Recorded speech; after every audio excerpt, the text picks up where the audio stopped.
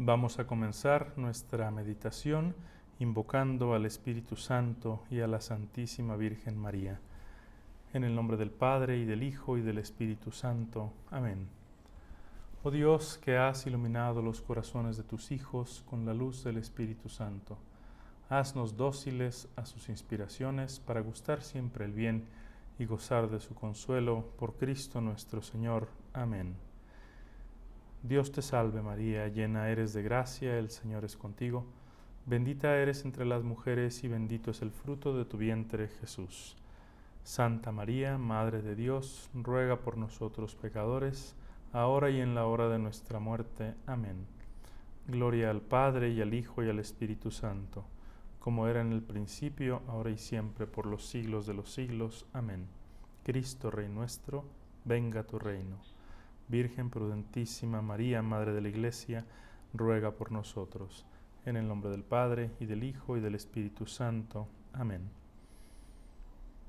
Al inicio de esta meditación les quiero hacer una sugerencia, y es que tomen notas de lo que iré comentando para que las reflexiones que aquí comparto con ustedes les puedan servir de materia para seguir profundizando en este tema, porque no alcanzaremos a hacerlo, y lo más importante no es lo que yo les vaya a decir en esta meditación dirigida, sino lo que posteriormente ustedes puedan ir asimilando y reflexionando en la presencia de Dios en su oración personal. Continuamos en el periodo pascual. En realidad, cada misa del año, tanto las dominicales como las misas entre semana, revive, recuerda, renueva el sacrificio pascual, el misterio pascual de Cristo, su pasión, su muerte y su resurrección. Pero el periodo pascual lo vive con una mayor intensidad, la Iglesia lo celebra con mayor intensidad. Sabemos que la salvación que Cristo nos obtuvo nos llega principalmente a través de cada uno de los sacramentos, y todos estos inaugurados por el bautismo, que es llamado la puerta de los sacramentos.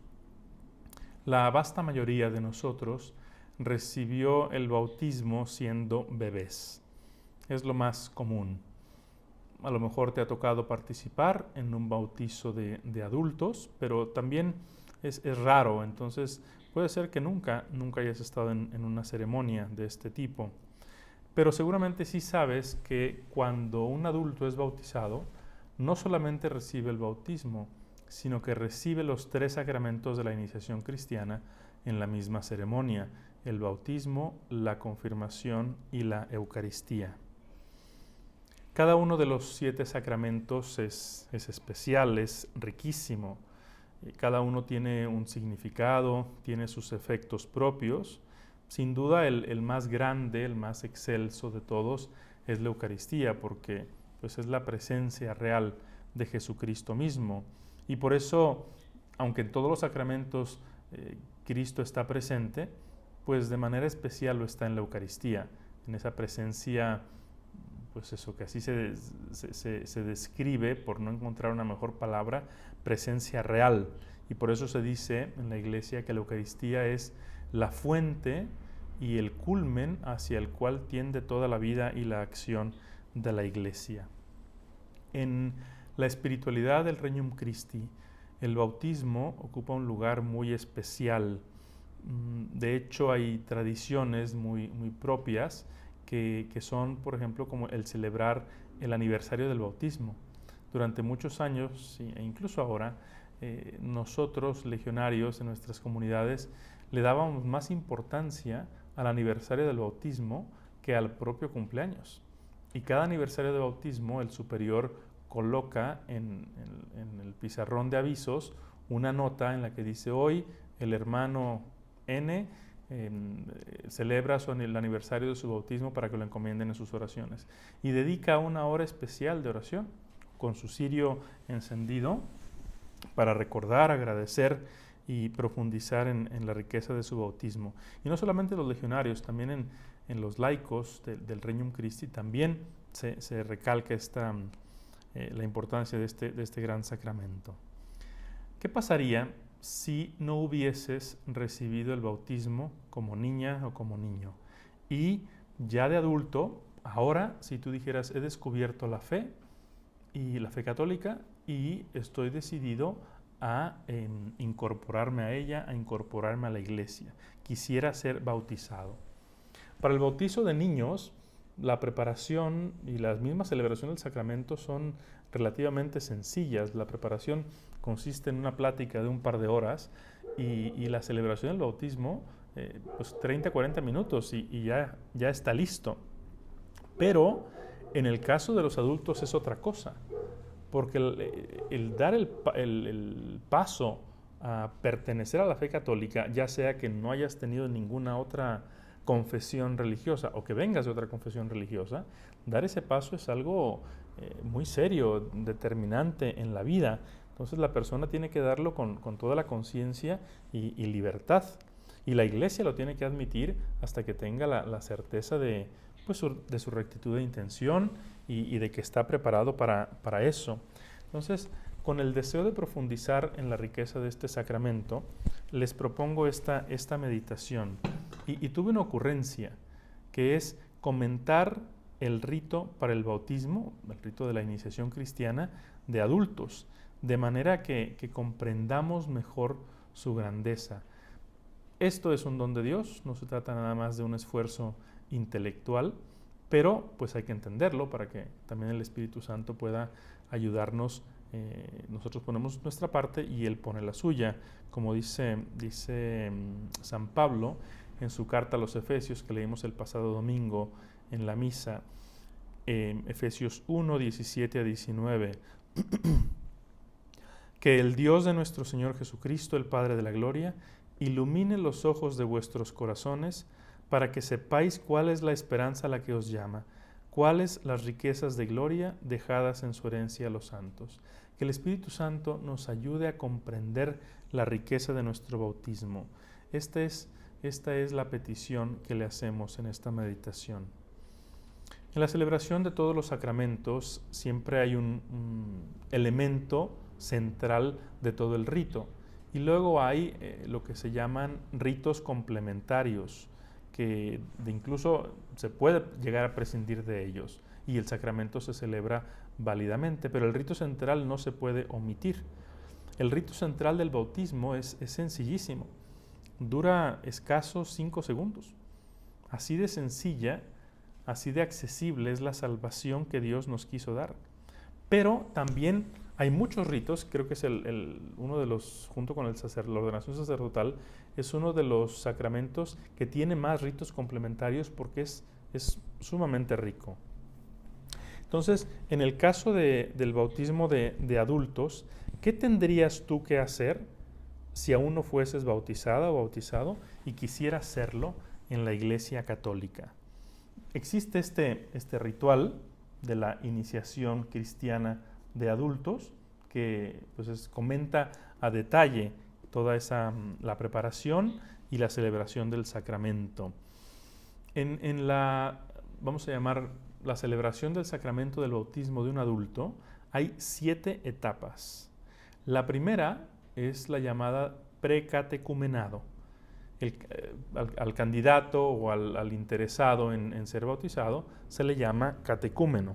Entonces, se da cuando una persona manifiesta su deseo o su intención de recibir el bautismo. Y para esto, pues para llegar a este momento en que la persona expresa ese deseo, se requiere una evangelización muy básica. Dice el ritual, antes de que los candidatos sean admitidos entre los catecúmenos, o sea, antes de ser, esto es el precatecumenado, antes de ser catecúmeno, déjese un tiempo suficiente para conocer y acrisolar, o sea, purificar, los motivos de su conversión. O sea, no admitas a ser ni siquiera candidato oficial catecúmeno a nadie que no dé pues, unas señales básicas de rectitud de intención y de deseo de su conversión, también de deseo de pertenecer a la fe católica. Ese es el primer paso, precatecumenado. Segundo, una vez que se da eso, la autoridad de la Iglesia admite a la persona a ser catecúmeno, lo admite a ser su catecumenado. Y también hay una ceremonia que está especificada en el ritual. Y en esta ceremonia los candidatos se presentan y públicamente manifiestan su voluntad de ser cristianos. O sea, lo tienen que hacer expresamente. Y hay muchos detalles en estos rituales. Por ejemplo, esta ceremonia se tiene fuera de la iglesia. Antes de que los catecúmenos puedan participar en cualquier celebración litúrgica, empiezan haciendo su declaración fuera de la iglesia. Y es una expresión también, es un signo, es un símbolo de que todavía no pertenecen a la iglesia. Y lo primero que se hace en esa celebración, según lo indica el ritual, es un exorcismo y una renuncia al mal, renuncia a los ídolos y a los cultos paganos. Con el exorcismo, el sacerdote ahuyenta a los demonios de esta persona. Y luego viene una parte muy bonita del rito, que es la signación de la frente y de los sentidos.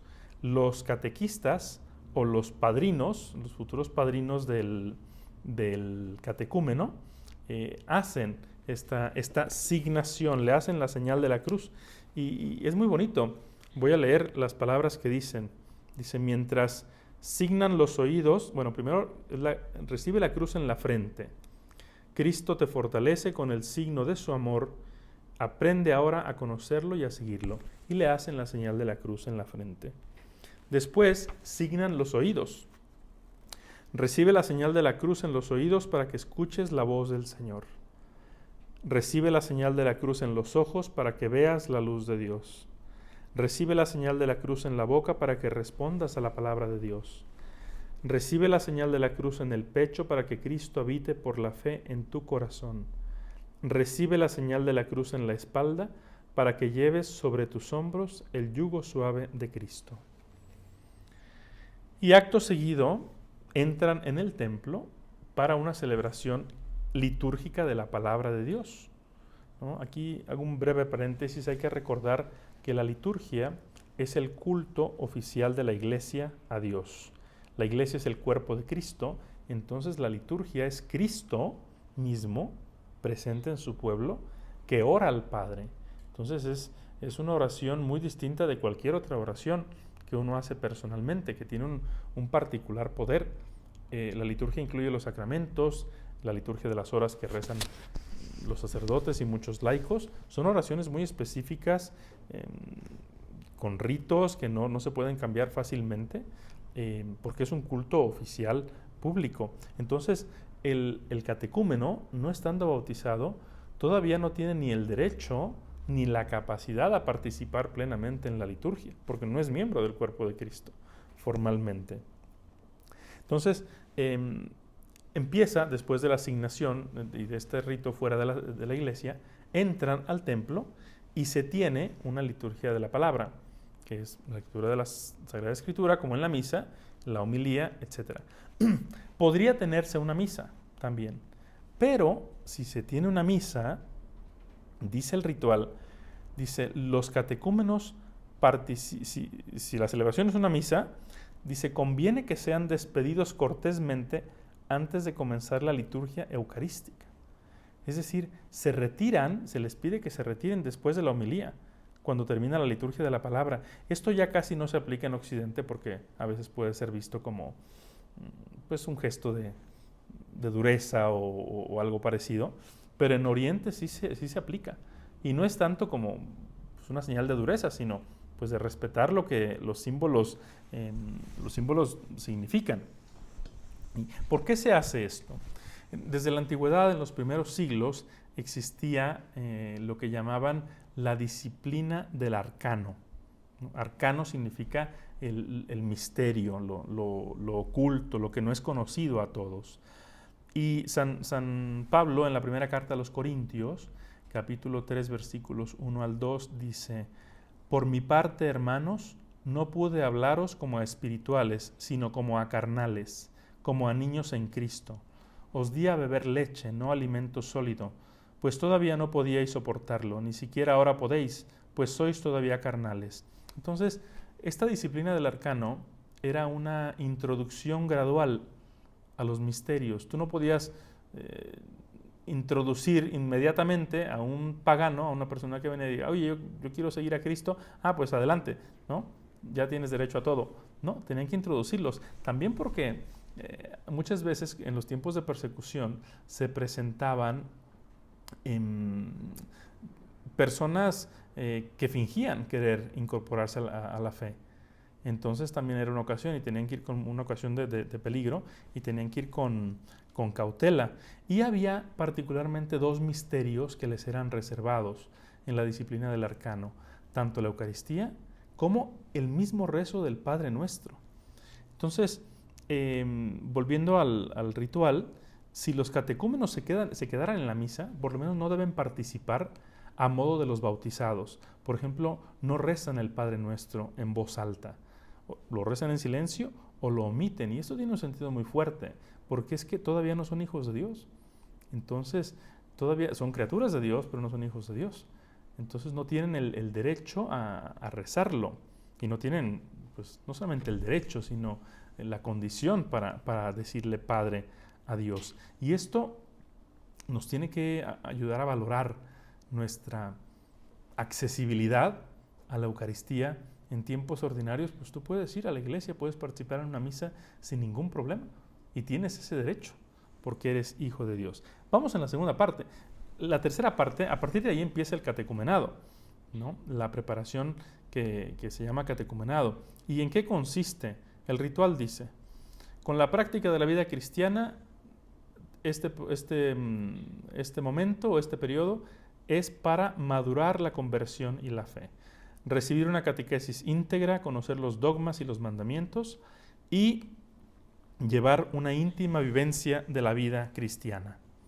La fe, la esperanza, la caridad, conducirlos a un progresivo cambio de sentimientos y de costumbres, y deben cooperar activamente en la evangelización, en el apostolado, que es un elemento esencial en la vida cristiana. Y el catecumenado puede durar años, según cada persona, según sus avances, según su progreso en estos temas, puede llegar a durar años. Viene luego el cuarto momento de preparación o en torno a la celebración del sacramento, que se da generalmente al inicio de la Cuaresma. El sacerdote, la autoridad de la Iglesia, consulta públicamente a la comunidad. Si nadie tiene un impedimento o desaconseja que esta persona se incorpore a la Iglesia. Entonces, una vez que él hace esa consulta, que muchas veces es formal, así como se hace también en algunos ritos del matrimonio, el sacerdote dice, si alguien conoce algún impedimento para que estas personas lícitamente contraigan matrimonio, que lo diga ahora, ¿no? Igual en la ordenación sacerdotal se hace algo análogo. Entonces, el sacerdote consulta y después de que hace esa consulta, admite públicamente a esa persona que está concluyendo su catecumenado, haya durado lo que haya durado, a que reciba los sacramentos de la iniciación cristiana. Y entonces, como les decía, esto inicia al inicio de la Cuaresma, empieza una preparación espiritual mucho más intensa. Una quinta parte, la parte de esa preparación más intensa, se da con unos elementos que aparecen en el ritual que se llaman los escrutinios y las entregas. Y son celebraciones que se van teniendo en los domingos de Cuaresma, a veces también entre semana. ¿Qué son los escrutinios? Son pues oraciones o momentos del rito en los cuales se realizan más exorcismos, pidiéndole a Dios que expulse cualquier forma del mal de esta persona. Y se les pide a los catecúmenos purificar sus mentes y sus corazones y buscar fortalecerlos contra las tentaciones, rectificar la intención, mover la voluntad para que se unan más íntimamente a Cristo. Y se les pide el propósito de llegar a un profundo conocimiento de Cristo y de la Iglesia, ¿no? Imagínate, si tú tuvieras que hacer esto, ¿no? Y durante este tiempo y en estas celebraciones y todo su catecumenado, ellos siguen sin participar en la celebración eucarística, porque todavía no tienen esa pues legitimidad para hacerlo. Esos son los escrutinios, es un nombre técnico. Y luego están las entregas. un día se les entrega el credo, se reza públicamente para ellos, de manera que a partir de ese momento ellos lo puedan rezar. Muy bonito esto. Y otro día, son 2 entregas, otro día se les entrega el Padre Nuestro. No es que se les entregue una tarjeta, sino que en una ceremonia simplemente se reza el Padre Nuestro para ellos, para que ellos a su vez lo puedan rezar. Ya transcurrida la Cuaresma, llega el Sábado Santo durante el día, antes de la Vigilia Pascual, que es en la noche, cuando van a recibir los sacramentos, los 3 sacramentos de la iniciación cristiana. Durante ese día, los bautizandos realizan algunos de los ritos complementarios. Por ejemplo, hay una ceremonia donde ellos rezan el credo, es decir, hacen su profesión solemne de fe. Eso que tú haces cada domingo en la misa de pie y que debemos hacer siempre conscientemente, lo hacen ellos. Rezan el credo por primera vez de manera formal. Después viene otro rito complementario que se llama el Efetá. El Evangelio a veces ha conservado algunas palabras en el original arameo porque tienen una fuerza particular, ¿no? Talita cum, Efetá, Rabuní, etc. Y por eso no las han querido traducir, las han mantenido en su original. Y Efetá es una palabra que Cristo usó con un sordomudo, que pues le tocó los oídos y le tocó la boca. Y es lo que hace el sacerdote, lo que se hace con el catecúmeno. Se le tocan los oídos y diciendo ábrete, significa ábrete, para que escuches la palabra de Dios, y se le toca la boca para que proclames la palabra de Dios oportunamente. Después de esto viene otro rito complementario, que es la unción con un óleo particular. Tú sabes seguramente que hay 3 óleos. Cada Jueves Santo, el obispo de cada diócesis consagra y bendice 3 óleos. Uno de ellos es el que es aceite de oliva, pero que se utilizará en los sacramentos de todas las parroquias de la diócesis. El primero es el que se llama óleo de los catecúmenos, que se utiliza para el bautismo. Luego está el crisma, que el crisma es también aceite de oliva, óleo, pero perfumado. Se le ponen algunas esencias para perfumarlo, y es el óleo que se utiliza en la confirmación, en la ordenación sacerdotal, con el que se ungen las manos de los sacerdotes, y se usa también en el bautismo, como ahora lo vamos a mencionar. Y luego está el óleo que se utiliza para la unción de los enfermos. Y esos 3 óleos los consagra el obispo cada Jueves Santo, y durante todo el año se utilizan hasta el siguiente Jueves Santo en las distintas parroquias. Entonces, la unción que viene ahora es la unción con el óleo de los catecúmenos en el pecho. ¿Sí? El sacerdote unge al catecúmeno en el pecho, y el símbolo de este aceite es fuerza para la batalla, fuerza para el combate. Los guerreros, cuando salían a batalla, se ponían aceite. El aceite pues parece que tiene esa función, esa propiedad de dar vigor. Y hay una oración muy bonita. Todos estos ritos están acompañados con palabras que les dan sentido al gesto. Hay una oración muy bonita en el ritual que acompaña este momento, y dice lo siguiente: Dios nuestro, fuerza y seguridad de tu pueblo, que hiciste del aceite un signo de la fortaleza, dígnate bendecir este óleo, y concede a los catecúmenos que con él serán ungidos la fuerza necesaria para que al recibir el vigor y la sabiduría del cielo comprendan cada vez más el Evangelio de Cristo, cumplan con valor las exigencias de la vida cristiana y, hechos dignos de la adopción filial, sientan la alegría de nacer a la vida nueva y de vivir en tu iglesia, por Jesucristo nuestro Señor. ¿Sí? Una oración muy bonita que expresa el significado. Entonces todo esto se da el Sábado Santo por la mañana o durante el día, y ya por la noche viene la celebración de los sacramentos en la Vigilia Pascual, que es una misa, es su primera misa. Y dentro de la Vigilia Pascual, después de la liturgia de la palabra, se tienen las letanías de los santos. Es decir, se invoca a la corte celestial, a los santos. Es una letanía no de todos los santos, sino, aunque se llama de todos los santos, pero no los incluye a todos porque son miles, incluye los más representativos.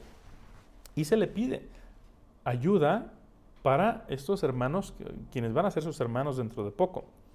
Después de la letanía de los santos, se hace la bendición del agua. Recuerden que en todos los sacramentos hay elementos naturales: agua, pan, vino, aceite, etcétera. No recuerdo si hay algún otro. Y el agua es un elemento natural muy simbólico de tantas cosas. Y en la Biblia tiene muchos símbolos. El agua pues ya está en el Génesis, el agua en el diluvio, el agua en el paso del Mar Rojo. Y también en el Nuevo Testamento el agua es símbolo de la gracia de Cristo. ¿Sí? Lo encontramos cuando Cristo habla con la samaritana. ¿Sí? Le dice: yo te daré agua viva. A Nicodemo le dice: hay que nacer del agua y del Espíritu. Le está hablando del bautismo. En Caná encontramos el agua convertida en vino. En la piscina de Betesda, donde se curan los enfermos, pues está que el Espíritu bajaba y movía el agua. El agua brota del costado de Cristo muerto en la cruz, junto con la sangre, que es símbolo también de los sacramentos. Y en la iglesia se utiliza mucho el agua bendita, ¿no? La gente suele tener en sus casas agua bendita y es lo que se llama un sacramental. Son algunos elementos que están relacionados con los sacramentos, pero que son de más fácil acceso. Cualquier persona puede tener agua bendita, puede utilizarla, puede aspergerla, sobre algunos objetos. Pero el agua bendita, algunos dicen: pues sí, es bendita, entonces hay que tratarla con más respeto. Pero el agua bendita, siendo un sacramental, siempre hace relación al bautismo. El agua bendita siempre está relacionada con el bautismo. Por ejemplo, cuando hay una procesión antes de las bodas, las primeras comuniones, el sacerdote recibe a las personas en la entrada de la iglesia y les asperge agua bendita. Y les dice: esto es en recuerdo de nuestro bautismo. En los funerales también se asperge agua bendita sobre el féretro y es en recuerdo de nuestro bautismo, de que esta persona fue bautizada. Me pasó una vez una experiencia muy fuerte porque me tocó pues celebrar oraciones, ni siquiera eran exequias, no podían ser exequias, de un niño, de un bebé que había fallecido a los 2 días de nacer y no lo habían bautizado. Entonces el ritual dice que como la persona no ha sido bautizada, no se le puede ni siquiera poner agua bendita, ¿no? Es lo que les comentaba, la importancia de los signos y el valor y la seriedad de los signos, ¿no? Uno podría decir: ¿qué más da? Ponle agua bendita. No, pues los signos tienen un sentido. Entonces, aquí hago un paréntesis. Hay personas que dicen: ¿qué pasa con los niños que mueren sin bautismo? Bueno, la iglesia siempre ha creído o ha confiado en la misericordia de Dios y en su particular cariño hacia los niños. Entonces, ella cree que Dios tiene misericordia de ellos y que se salvan, aunque no estén bautizados. Entonces, después de que se bendice el agua de la fuente bautismal, viene una renuncia al mal y la profesión de fe. Si no se hizo en la mañana con el credo, se hace aquí. Y luego viene ya el rito central del bautismo. O sea, tanta preparación para llegar a este momento, que, como decía, dura menos de 5 segundos. Y el rito central del bautismo es tomar agua de la pila bautismal, verterla sobre la cabeza del bautizando y decir: yo te bautizo, fulanito, yo te bautizo en el nombre del Padre y del Hijo y del Espíritu Santo. Y ya quedó bautizado. Ya tiene todos los beneficios que el bautismo le confiere. Aquí hago un paréntesis. La fuente bautismal es un símbolo también muy, muy importante. Cuentan que Juan Pablo II estuvo en Polonia en el 79 y fue a su pueblo natal, Wadowice, y en la parroquia vio la fuente bautismal donde él fue bautizado. Entonces se arrodilló ante ella y la besó con mucha reverencia. Aquí en la Catedral de Ciudad de México, en una esquinita, está encerrada en varillas o en barrotes, está la pila donde fue bautizado San Felipe de Jesús mártir. En Irlanda me tocó ir a una iglesia y tenía una pila bautismal antiquísima y decían que esa pila se había utilizado durante 800 años. Ahí habían recibido el bautismo niños y adultos durante más de 800 años. Así que si tienes oportunidad, visita tu pila bautismal y dale un beso con mucha reverencia. Después del bautismo viene otro rito complementario, que es la unción, también con óleo, postbautismal en la cabeza. Es una segunda unción y esta se hace con el crisma, ¿sí? Con el segundo óleo que mencionamos, el óleo perfumado. Y esta tiene otro símbolo. Esto se hace en los casos en los que no se da la confirmación inmediatamente después. Generalmente en el bautismo de adultos se dan los 3 sacramentos juntos, pero te lo comento porque para explicar también que cuando en el bautismo de niño, por ejemplo, pues no se tiene la confirmación inmediatamente, entonces en el bautismo de niño sí se le unge con el crisma. Y ahorita te explico por qué digo esto. El crisma, es un óleo especial perfumado. San Pablo habla de esparcir por donde vayamos el buen aroma de Cristo. Y el crisma es un símbolo de que el bautizado ha sido convertido o ha sido hecho sacerdote, profeta y rey, que son las 3 grandes pues, cualidades o características de Cristo. No es sacerdote como yo soy sacerdote, pero todos los bautizados tienen un grado de sacerdocio que se llama sacerdocio común y eso te capacita para hacerle ofrecimientos a Dios. Eso es lo que hace un sacerdote. La misa es una ofrenda que se hace a Dios. Pues tú puedes hacer cualquier tipo de ofrecimiento a Dios. No puedes celebrar la misa, obviamente no es el sacerdocio ministerial o sacramental, es el sacerdocio común, pero puedes ofrecer sacrificios a Dios. Eres profeta. El profeta es aquel que proclama las grandezas de Dios. O sea, te constituye en anunciador, te constituye en evangelizador y rey. Los reyes eran ungidos. Hay una serie que me encanta en Netflix que se llama La Corona. Y en el episodio 3 o el 4, no me acuerdo, narran, es la historia de la reina de Inglaterra actual, narran el evento de su coronación y es precioso. Y ella también es ungida, es un momento sublime. Si puedes, vela. Después viene, ve la serie, no vela esta, perdón, era para que se despertaran. Después viene otro rito complementario, que es la vestidura blanca, que es un símbolo de la nueva dignidad, de la pureza. Ahora en los bautizos de niños, muchas veces llegan ya con el ropón, un ropón bellísimo, puesto desde el inicio. Yo les digo a las mamás, cuando hay más cercanía o más preparación, le digo, no, el ropón no se lo pongas ahorita, el ropón pónselo después, este rito viene después, porque simboliza justamente esa dignidad y esa pureza que ha adquirido. Y se menciona esta túnica blanca en el Apocalipsis, en el cielo. Después viene otro rito complementario, que es la entrega del cirio encendido. Está ahí el cirio pascual, que es el símbolo por excelencia de la Pascua. Se enciende un cirio y se le entrega, el papá se lo entrega a los padrinos.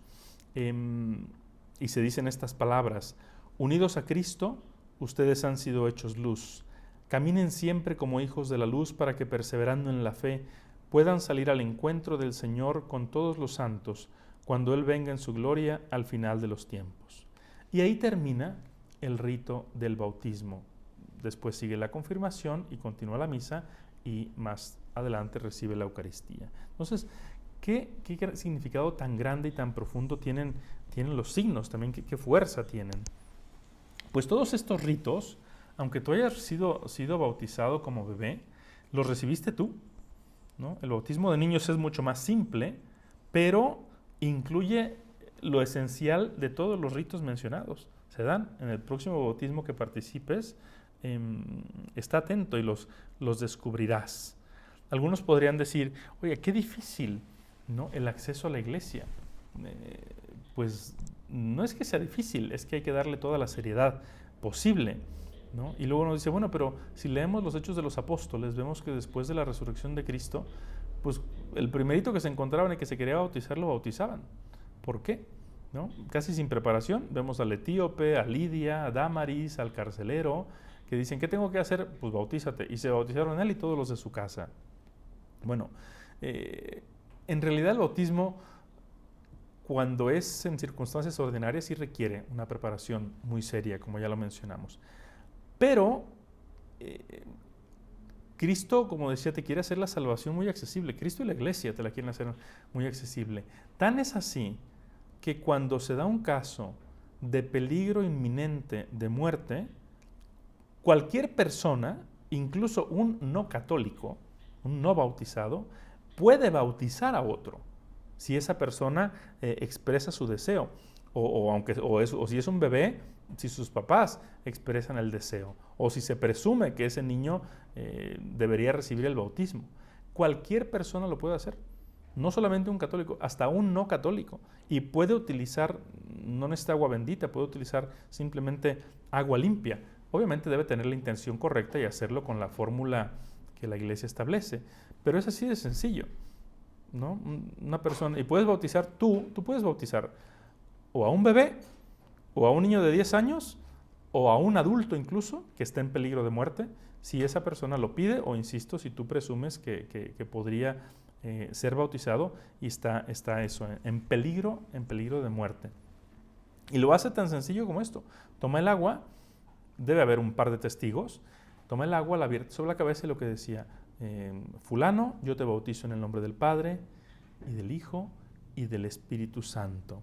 Y ese bautismo es validísimo. Tan es así que si esa persona no muere en esa circunstancia y se salva, no necesita ser bautizado. Ya fue bautizado. No es que se celebre otro bautismo ya así estés en serio, no. Se celebran quizá los ritos complementarios, pero el bautismo, la parte central, ya no se celebra. Y se notifica a la iglesia que esa persona fue bautizada. Pero el bautismo no es nada más un rito de iniciación, como lo era la circuncisión para los judíos o en otras religiones. El bautismo tiene sus efectos. ¿Cuáles son? 1. Limpia del pecado. El bautismo te quita el pecado original y en el caso de los adultos, bueno, también de los niños, pero ellos no tienen. En el caso de los adultos, limpia todo pecado personal sin necesidad de confesión previa. Algunos dirán, híjole, ¿por qué no me bautizaron a los 40, ¿no? A los 50? Te perdona todos los pecados. No puedes confesarte antes porque es un sacramento y no lo puedes recibir, ¿no? Ese es un primer efecto. Un segundo efecto es lo que se llama la filiación divina. El bautismo nos hace hijos de Dios a título pleno. Y esto no es una metáfora, no es un título cariñoso, es realidad. Dios nos comparte su forma de ser, nos diviniza. Se utiliza la expresión hijos adoptivos porque no somos hijos naturales de Dios, no somos Dios. Dios nos diviniza y nos hace como Él, pero no somos naturalmente dioses, ¿no? Pero el ser adoptivo no es algo inferior, ¿no? Nos da plenos derechos. Un hijo adoptivo tiene los mismos derechos que un hijo natural. Y nada hace que pierdas esa dignidad. Nada. Puedes perder la vida de gracia, pero no pierdes la filiación divina, que es un sello que el bautismo te imprime y que no te lo quita nadie, que es un sello indeleble. En la película de Pena de Muerte, del 95, con Sean Penn, hay un momento muy bonito en el que está ya él, entiendo que está a punto de ser ejecutado, y se le acerca, creo que es una religiosa, y le dice, tú eres un hijo de Dios. Él está turbadísimo, pero cuando escucha eso, le cambia el rostro y dice, nunca nadie me había dicho que soy hijo de Dios. Entonces, me han dicho que soy hijo de muchas otras cosas, así lo dice él, pero nadie me ha dicho que soy hijo de Dios, ¿no? Y como que le cambia el rostro. Pues sí, nada hace que pierdas esa dignidad. Y aquí hago un pequeño paréntesis, no me alargo, pero hay que vivir nuestra fe como hijos, no como siervos. Habría mucho que comentar sobre eso, pero bueno, nada más lo enuncio. Un tercer efecto del bautismo es lo que ya mencionaba antes, que te constituye profeta, sacerdote y rey. Y el profeta, la profecía significa que adquieres el compromiso apostólico, ¿no? Eres misionero, eres evangelizador, no es algo opcional. dice el Papa Francisco, y no hay que esperar a tener una gran instrucción, ¿no?, para convertirse en evangelizador. Dice, si uno ha hecho la experiencia del amor de Dios, comunícalo con tus palabras, con la sencillez de tus conocimientos. Dice, todo cristiano es misionero en la medida que se ha encontrado con el amor de Dios en Cristo. Dice, la samaritana apenas salió de su diálogo con el Mesías y fue a anunciarlo a los demás. Pablo tiene su conversión y empieza a ser apóstol, así que no esperemos más. Hay ocasiones en las que yo invito a personas a pertenecer al Regnum Christi y dicen algunos, pues es que no sé si pueda comprometerme, padre. A ver, el compromiso ya lo tienes. El compromiso te viene por el bautismo. El Regnum Christi no te añade compromisos. El Regnum Christi te ayuda a cumplir los compromisos que ya tienes, pero no te añade. No es algo de supererogación. Otro efecto, el cuarto, es la vida eterna. Igual a santidad. Puede tener dos sentidos esto de santidad. La santidad en la tierra, que es que cuando tú estés en vida de gracia, cuando tú no tengas pecado, eres santo. Aunque tengas muchos defectos, ¿no? Aunque tengas muchas fallas, si no tienes pecado mortal, eres santo y te vas al cielo. Lo único que te quita la santidad es el pecado mortal. Por eso si un bebé muere, si un bebé bautizado muere, se va al cielo porque no tiene pecados, ¿sí? Y no ha hecho nada para ganárselo tampoco. Entonces, la santidad no depende tanto de tus obras. Hay una santidad básica, por así decirlo, que es la que te da el bautismo, que es la que te da Dios, la gracia. Y hay otra santidad que es, podríamos decirlo, de embellecimiento. Cuando tú vives las virtudes cristianas de una manera pues mucho más intensa, ¿no? Hay un libro de George Orwell que se llama La granja de los animales, me parece, y es una fábula donde critican el sistema stalinista. Y bueno, en síntesis, los animales se rebelan y hacen una constitución y dicen, todos somos iguales, pero unos son más iguales que otros, ¿no? Y acá también, todos los bautizados somos iguales, pero los santos son más iguales a Cristo que otros. Te recomiendo un libro espectacular, muy aterrizado, muy reciente del Papa Francisco, un folletito sobre la santidad que te le explica de manera sencillísima y te evita ciertas ideas confusas sobre la misma. Se llama Gaudete et Exultate. Lo pondré en las notas. También el otro efecto, parte del mismo efecto es la santidad en el cielo. Es la vida eterna en el cielo. Cuando eres bautizado, te haces heredero del cielo, ¿no? La vida eterna en la presencia de Dios, de sus santos, de los ángeles, de tus seres queridos. El cielo no se gana. El cielo se conserva y se aumenta, como yo decía. Y también relacionado con esto, otro efecto es que la gracia del bautismo, lo que Dios no te da algo en el bautismo, Dios se da a Él mismo. La gracia es la presencia de la Trinidad en el alma, ¿no? Cristo lo dice sin ambigüedades, vendremos a Él y haremos morada en Él, lo dice San Juan. Por eso se dice que el cristiano es templo de Dios, es templo de Dios. Y aquí hay algo muy profundo, ¿no? El lugar principal de encuentro con Dios para un cristiano es su alma, es su corazón. Incluso, fíjense, parece que voy a decir una herejía, pero no lo es, incluso más allá de la Eucaristía. El lugar primordial de encuentro con Dios es en tu propia alma. Muchos le llaman al alma el sagrario, a la conciencia es el sagrario de la conciencia. Y nos puede pasar lo que le pasó a San Agustín. Él decía, tarde te amé, hermosura tan antigua y tan nueva, tarde te amé. He aquí que tú estabas dentro de mí y yo estaba fuera de mí. Tú estabas conmigo, pero yo no estaba contigo. ¿No? Qué fuerte experiencia. Me venía el otro día pensando en esto, la imagen del estado vegetativo. Hay personas que están, pues eso, en estado de coma permanente o de estado vegetativo, que están vivos, pero no tienen conciencia. Y puede haber un estado vegetativo, un estado de coma espiritual, que tienes la vida de Dios y no tienes conciencia de ella. ¿no? Entonces hay que profundizar mucho en ella, hay que ir al encuentro con Dios principalmente en nuestro corazón. Santa Teresa de Jesús define la oración de esta manera: es olvido del creado, memoria del creador, atención a lo interior y estarse amando al amado. Entonces, ahora que ya eres consciente, te toca cobrar pues darle mayor realce a la dignidad que has recibido con tu bautismo y vivir de acuerdo a ella. Y como decía, el Regnum Christi lo que busca es ayudarte a que esa semilla del bautismo que recibiste un día, como niño, como adulto, germine y llegue a su plenitud.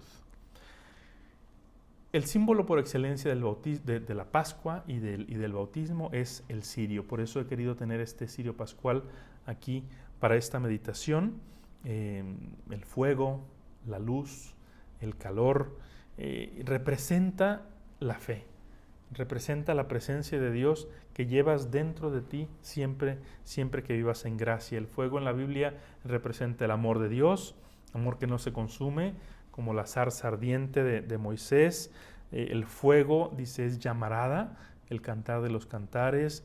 La columna de fuego en el Éxodo, cuando los israelitas iban saliendo y Cristo los guiaba y los acompañaba, los protegía. No Cristo, Dios, Cristo los protegía, los acompañaba, los guiaba.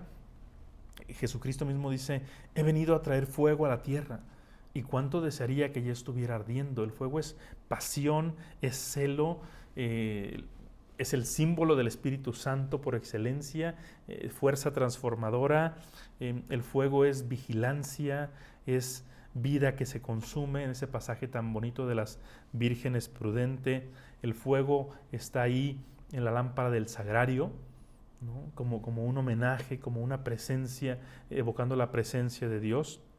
Entonces te recomiendo que ahora no tendrás el tiempo de hacerlo, pero que sí dediques los tiempos de tu oración en los siguientes días a volver sobre estas cosas, sobre las notas que tomaste, a meditar en algunos pasajes de la Sagrada Escritura que voy a mencionar ahora. Si puedes, hazlo con un cirio en tu presencia cuando hagas esa oración, con mucha calma, un cirio encendido. Si es un cirio pascual, mejor. Eso es una muy bonita tradición, tener un cirio pascual en tu casa que vas a encender en el cirio pascual de la iglesia, ya sea en la vigilia pascual o después. Entonces, esto es una meditación, no es es una catequesis también, pero no es nada más una charla informativa. Qué bien, ya aprendí muchas cosas del bautismo. No, se trata de darte pautas para que tú profundices en la riqueza de tu bautismo, de la dignidad, del compromiso que supone. Entonces, dedica unos tiempos en los días siguientes a meditar sobre todo esto. Puede ser sobre los efectos del bautismo, puedes meditar en la cita que ya di antes, Efesios 1 del 17 al 19. Puedes meditar en ese pasaje bellísimo de las vírgenes prudentes, de las lámparas encendidas, que está en Mateo 25 del 1 al 13. Puedes meditar en el bautismo del etíope, en los Hechos de los Apóstoles 8, 26 al 39. Utiliza lo que tú gustes. Entonces, valoremos la grandeza de nuestro bautismo, el acceso que nos da a la salvación, a la confesión, a la Eucaristía, a rezar el Padre Nuestro a título legítimo, el acceso al cielo. Puedes dedicar una meditación íntegra al Padre Nuestro, puedes dedicar una meditación al credo, ¿no? Rezándolo, sabiendo, yo puedo rezar el credo, mi profesión de fe.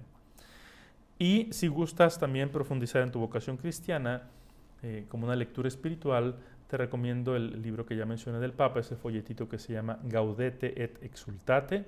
Lo puedes encontrar en vatican.va, la página oficial del Vaticano.